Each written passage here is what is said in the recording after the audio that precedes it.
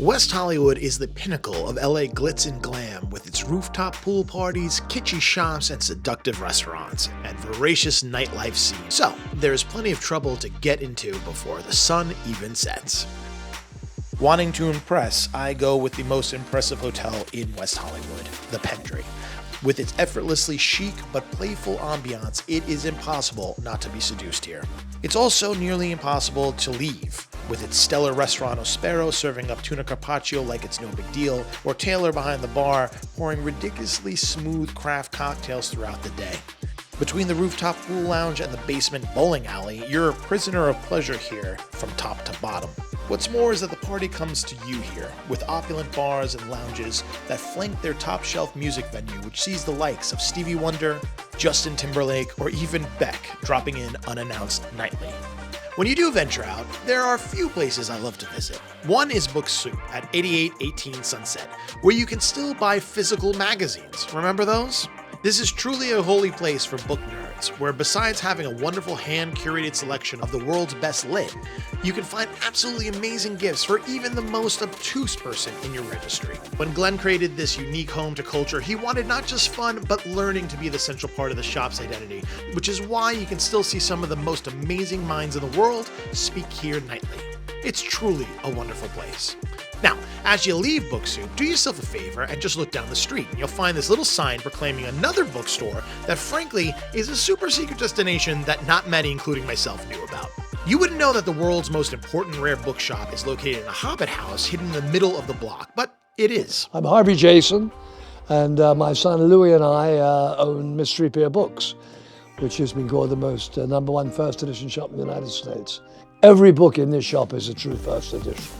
Oscar Wilde, George Orwell, Hemingway, Dickens, everything is highly collectible. Yeah, it's a museum, except you get to buy the exhibits. These are the very first separate printings of Shakespeare's plays. Like, can you imagine learning lines from that? My God, how can you even read it in your mind? Can I even read it? That's fantastic. And look, this is an actor's copy, and in typical egocentric fashion, the actor put his picture, look, that's this guy's copy. Right. Look at me. It's his headshot. Yeah. That's amazing. And as this is still Hollywood, Harvey himself is, of course, an actor. Oh, Steven Spielberg and all 10 stars of the movie. Unbelievable. People always say, oh, how did you get them? That's you. You were there. Look, it's my action figure from the last movie I ever did. Wait, you're a clever girl? No. Oh.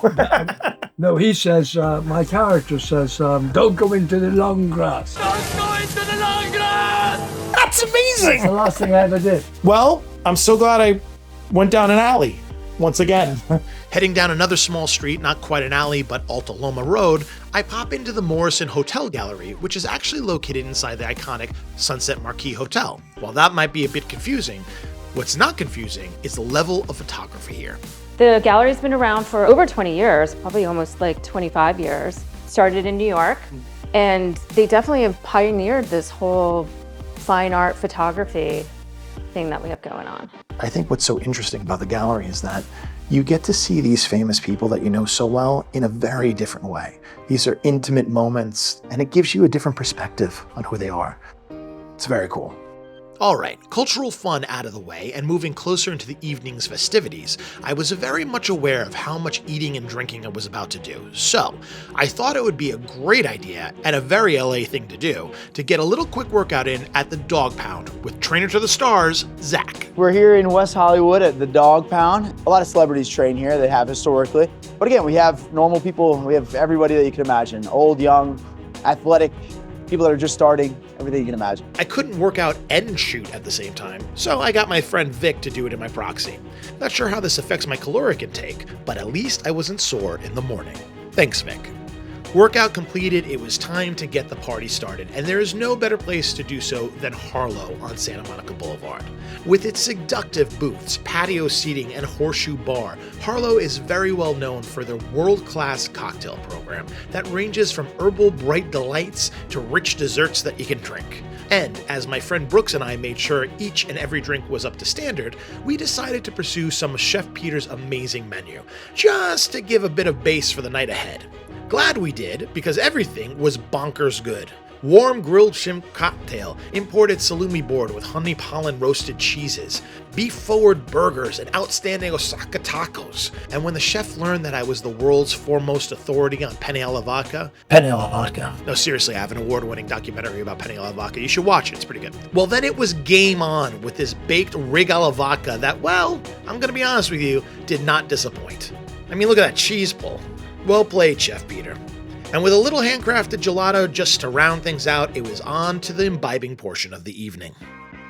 For that, we dip into Old Hollywood, to the Formosa Cafe, which hasn't changed much in nearly 100 years since it's been around. And it's a place that my friends Jackie, Vic, and Elisa definitely did go into. You come in here and you feel just like what it probably felt like in the 40s or the 60s or the 80s. It hasn't changed. It's amazing.